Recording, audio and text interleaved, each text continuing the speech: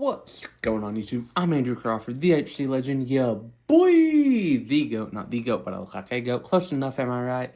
I think I'm right. And today on the channel, I will be continuing my list, counting down my 100 favorite wrestlers ever, until I inevitably get to number 1. This week will be 30 through 21. As I said, my main goal is to finish this whole list by the end of the year, which I am on pace to do. And without further ado, let's not waste any time. Let's jump right into it. Number 30, the underdog from the underground, Sami Zayn.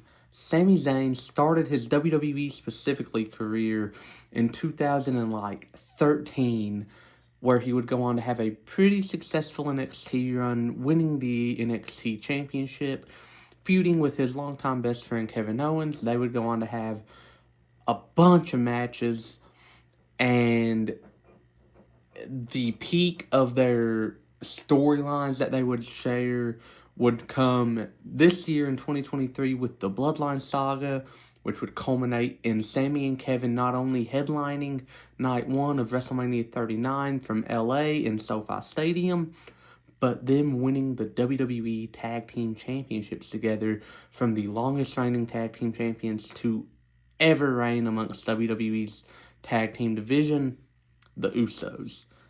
What Sami means to me as like a fan is, it's what like a Rey Mysterio means, what a Kevin Owens means. They don't look like your average WWE superstars. Like, they don't look like guys that could be at the top of the card, but yet they find their way there.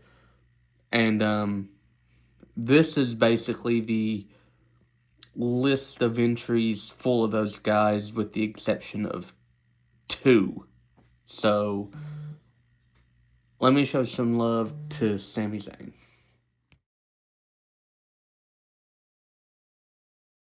29, you can't talk about one without talking about the other, Kevin Owens.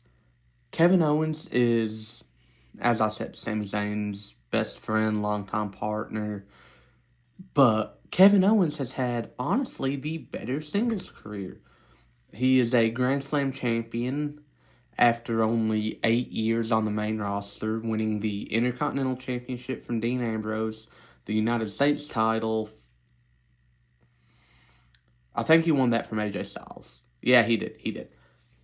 The Universal title from no one in a Fatal 4-Way match in which the title was vacant because of Finn Balor's rotator cuff tear in 2016, and the aforementioned Tag Team Championship win of a lifetime with Sami Zayn.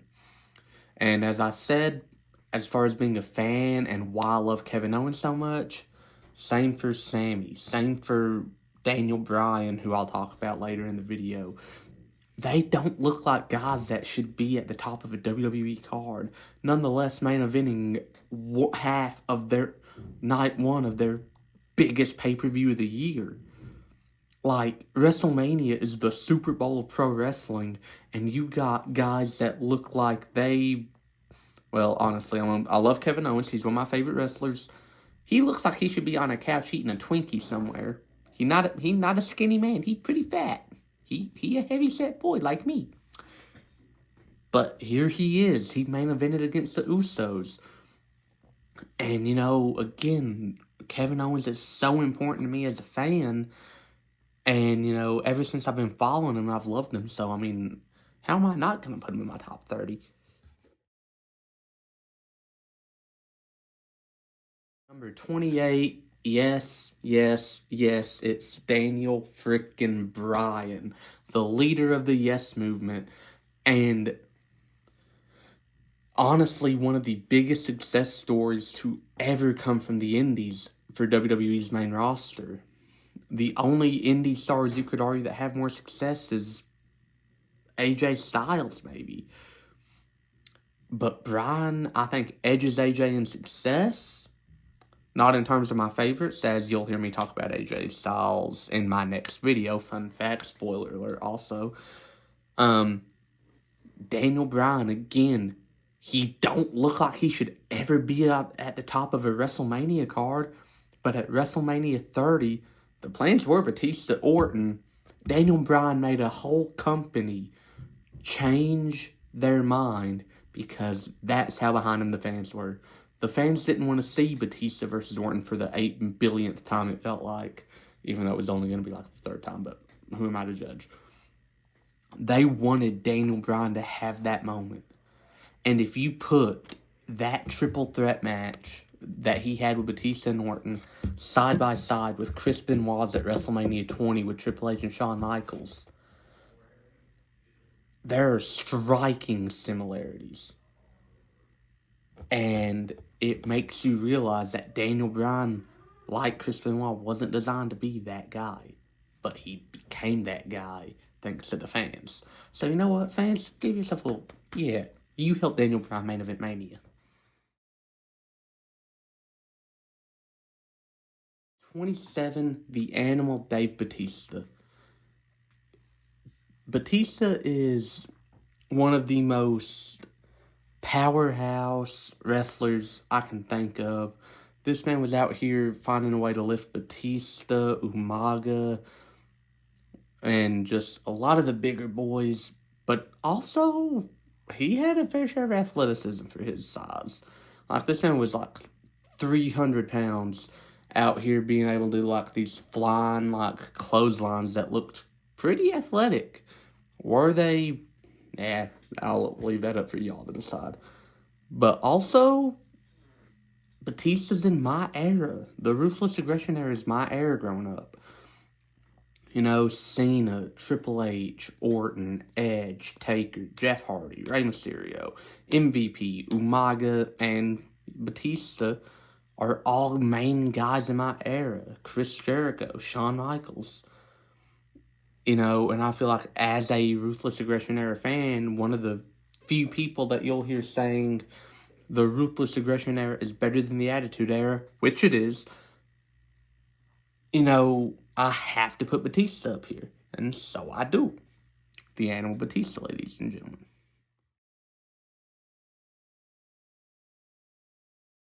Number 26, the one of, if not the biggest stars of his era, Dwayne "The Rock" Johnson.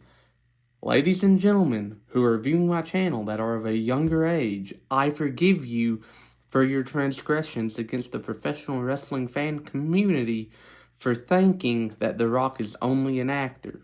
Because if it wasn't for him doing this for so long, being a WWE superstar, y'all would not have gotten him in a lot of these movies. At least I don't think you would have. The Rock is a WWE legend, literally multi-time Intercontinental Champion, 6-time World Champion, you know, a former Tag Team Champion alongside, I think he won I know he won the tag titles with Mick Foley, but his other tag partners, I'm a little fuzzy on, because I really don't love this era like other fans do. Sue me. But The Rock is him, bro. You know, him and Austin both kind of carried a portion of their feud. The Rock carried the promo load.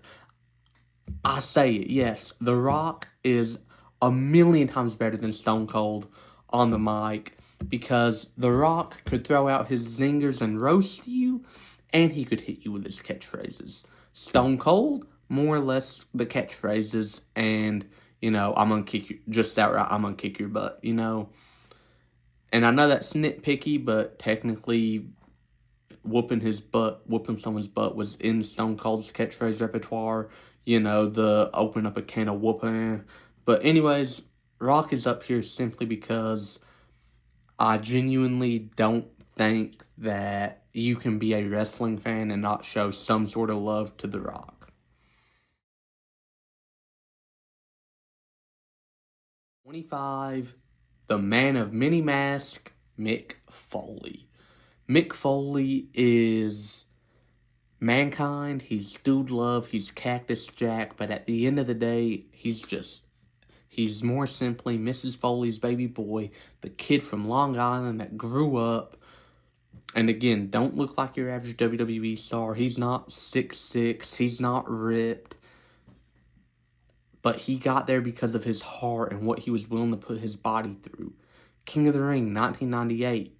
He got thrown off of the Hell in a Cell structure twice. Once off it through the announce table.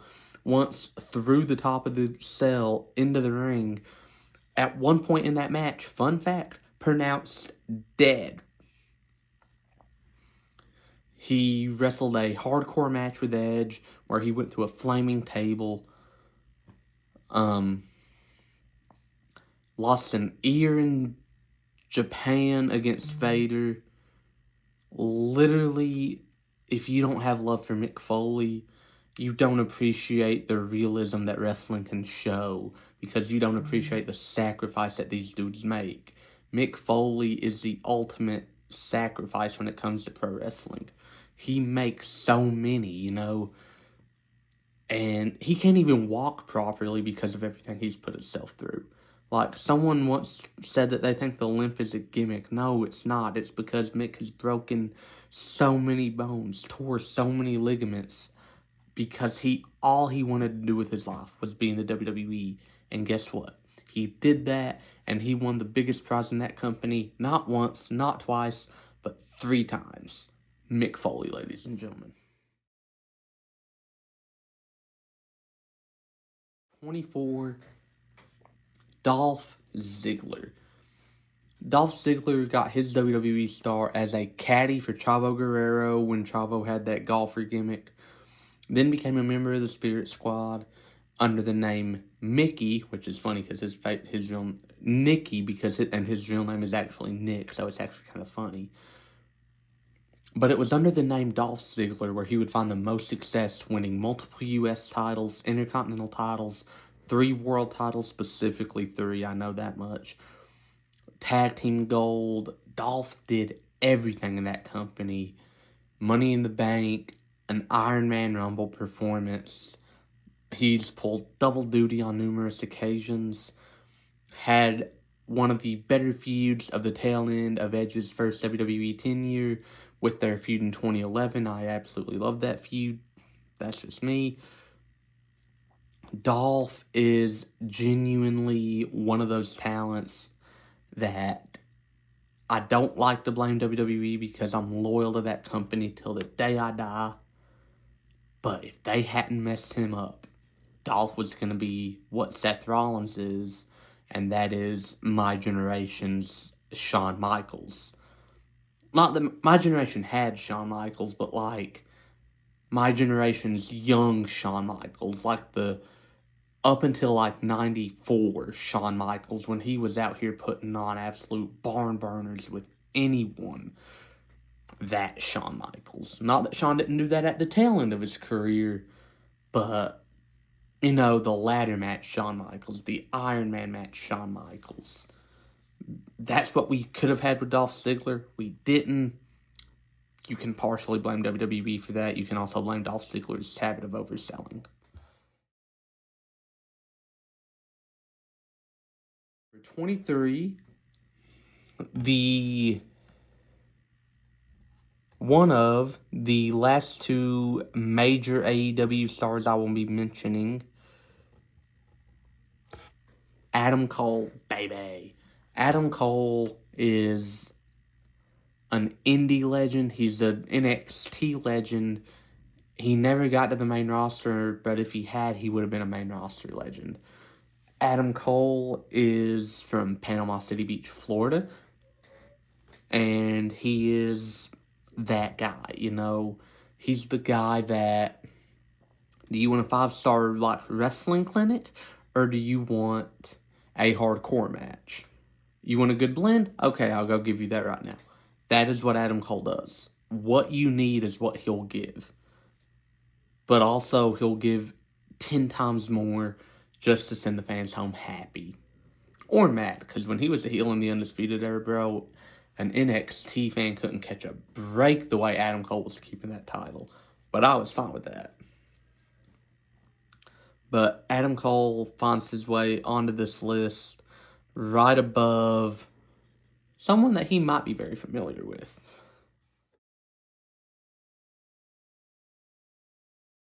22, the founder of Bullet Club, a member of Judgment Day, the first ever Universal Champion, an NXT Champion, United States Champion, Intercontinental Champion, and currently a Tag Team Champion, making him Grand Slam Balor, the Demon Finn Balor. Not specifically the Demon, Finn Balor as a whole. Getting his start in Japan under the name of Prince Devitt, all the way up to now, Finn has always had something that could captivate any fan, any audience, anywhere in the country. Finn did that better than about anyone. And if you have disrespect for Finn, you got disrespect for me. That's how I feel. Finn Balor is one of the most talented wrestlers that we have ever seen. And he has one of the very few one of the many moves in his arsenal that could legitimately put you 6 feet underground with his finisher, the coup de grace. Fun fact. Finn, again, he might have, like, the physique, like, the build, like, this man is shredded out of, like, stone or something. That's not it. Chiseled out of stone, Like, this man's got a good physique, but he's just not the height that you'd expect, like, a WWE megastar to be. But he has found his way to the top of several cards, or in one of the marquee matches of a card. 2016, the first Universal title match.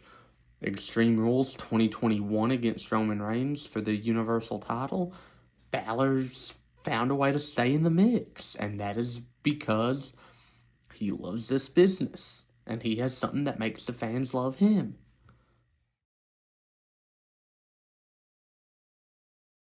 '21, 8-time Intercontinental Champion, 3-time United States Champion, 2-time WWE Champion, 2-time Mr. Money in the Bank, a former multi-time Tag Team Champion alongside John Morrison, Damian Sandow.